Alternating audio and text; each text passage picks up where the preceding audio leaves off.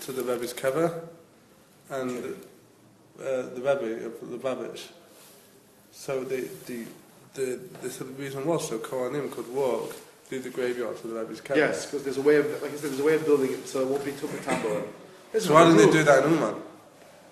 Because people want to prostrate themselves to the grave, because the Rebbe talks about this aspect of connecting one's ruach to the ruach of the tzaddik. How do you do that? You do a lot of tshuva and a lot of preparation, first of all.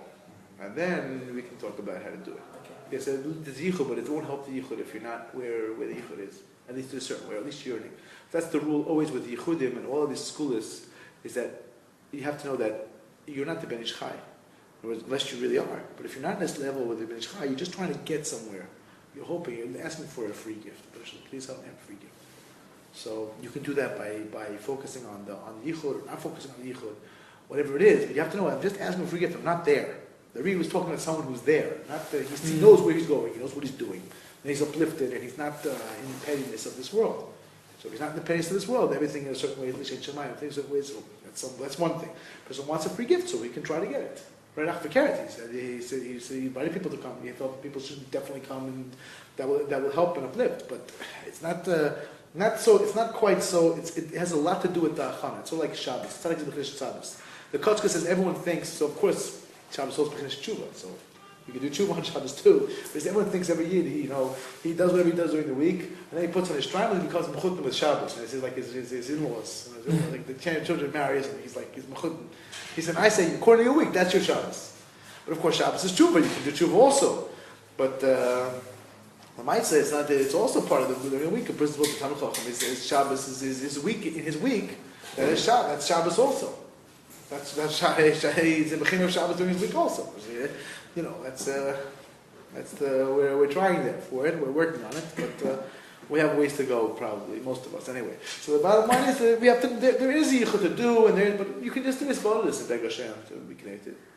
Supposed to tzaddik, whatever to this ruach to ruach. But it's not so simple. It's not simple. Not a simple thing. So that's the chsiv ki chayecha. It said, right? It said already. Reb Loza Omar, Koman dishtal b'reis l'shmolek. I said it also. Yaakov ilona dechayehav. Yaakov was himself a merkava to the tree of life. That's why it says Yaakov lo meis. He didn't die. Yaakov, it says he didn't die because it looked like he died. And it didn't mean he was walking around his body. He wasn't. But there's a bechina where he was the ultimate life. He was represented this all incredible life. Right? Nathan also said, could be, could also be, but that's mostly because he was in the cover to what's called the tree of life. That was who he was. Fair is, whatever it is, Pshad is exactly. So he was in the cover. That's what he was in the cover to. Torah, of course, also. So that was who he was. He was a vehicle for that. So then there's no. What does death have to do with that? It's all absolute life. So he said like taking milk out of a cup of milk, like taking hair out of a cup of milk. Very Nachman also says to his daughter, when you think when I'm there, you talk to the Deborah, you think it's going to be any different when I'm here. What if I'm in another room? I won't hear you. It's the same thing. That's the beginning of where the tzaddikim are. But actually, that's what Yaakov was. Amai dochel. What was he afraid? The Tsar of Esav, the officer of Esav is going to get me. I'm so afraid of this big man. What are you afraid for? Hooray. You're the vehicle for the Shekhinah. Death and you are the opposite. So what's the problem? What could be wrong? It says Hashem promised him. With you. What was he afraid for? It says that when he went, the Malachim came to escort him and to guard him. If we saw the Malachim, we wouldn't be afraid. What are you afraid of? What's the problem? If all these camps of angels are with him, what's he afraid of? There's nothing to be afraid of. Everything was true. Yes, the Shekhinah came with the Malachim to protect Yaakov. But Yaakov did not want to rely on a miracle of Hashem. Begin to chashed labiu kedai l'kajbuch Yaakov Nisa. He thought, I'm not worthy of a nes. And that's what the B'chor Chaim explains based on these sort of inyanim. He says that you have to leave your schusim for your children too. A person should never say, I want my schus and cash in. Because that way it's a chesed. Because if you cash in and there's nothing left over, kiv yochla ki'ilu. That's the thing of the Otzmat Mechina. A person knows it's all free gift, and he knows that. So his chus stays. That's why we see in the Gemara that when you're told in your schus, so it says it's not your schus. If you're losing out, you'll be told by Hashem, to know it's all from Hashem. It's all a chesed. My timer, why not? Why was Yaakov afraid? Why wasn't he worthy of miracles? Why should he worry? He said, well, yeah, I have 3 protections, but there might be 3 sins that can cancel out. Begin to like I didn't serve my father and mother like I should have. I didn't have enough kibbut avim. Maybe that's going to mess me up. I'm on the way. I'm in Lovin's house. I haven't been with my parents so long. Yeah, they told me to go, but I'm not doing the mitzvah.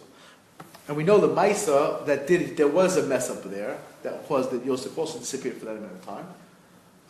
But that was only because of Yaakov's special challenge of being in a very, very, very hard place. He was in a very, very hard place. He was in a big zera on that kilo we were, and this from the birth of Yitzchak. There was a big zera, like the Chazal explains. So the Ramak explains. So therefore, it was kilo. He was everything was hard for him. So any little thing there was a time. She said maybe this will come out in here, and Asa can make trouble.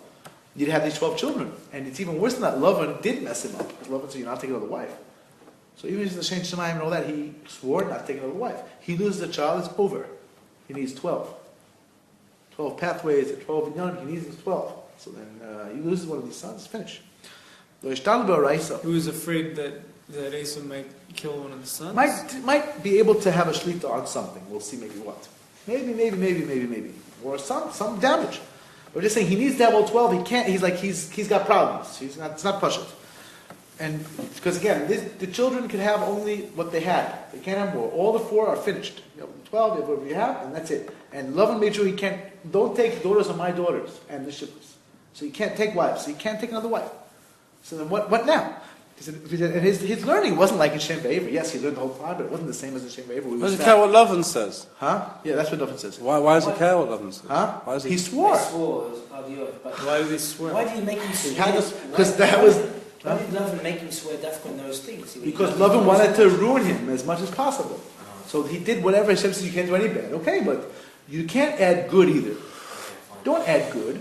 So I'll limit you this way, limit you that way. And he understood Lavan. Lavan was, it says also Zohar earlier, and it's later, Lavan was he was the, Bilam and Lavan are very, Lavan understood very well what was going on. So he did his best to do anything to, that's why I said, he wasn't, hey, so Hashem, very nice, but he was like really in a low place. Well, it's the difference between the mem and the nun, Bilam and Lavan, right? Yes. Difference between what? The mem and the nun. Yes. Because it's an ayin, but you can write it without an ayin. Yes. Yeah. But not to trade achayos. He said, third avera that I did, that I might get in trouble, was I had to take 2 sisters. That's what he had to do. The Maisa, because the Tik and Rachel, like we said, Rachel and Leah were incredible. They were from Mount Torah anyway. And they were an incredible exception. They were one in a certain, very, very, very special. It was Muhammad. Very, very, very not pashut. Like the relationship between tefillah, like you say, Rashi says, the relationship between tefillah and connection to the Torah. Torah is tefillah is Torah. It's very not pashut, like working out how and what. The afagab the chula itma. So all of them are explained what he didn't do anything wrong. Why did he go? He went because his parents told him. Right? What about the learning? What was he supposed to do? He had to educate his children. He had to do things. It wasn't stop. Whenever he was busy. He was busy. He took two sisters. What happened with 2 sisters? So people shot in halacha, right? Pashas they were gerim, so it's not also. They were bechin of a ger. Even after Mount Torah directed Maisa, so the rice is nothing wrong because they had something about it. Because this is also an interesting sugya. Why is it?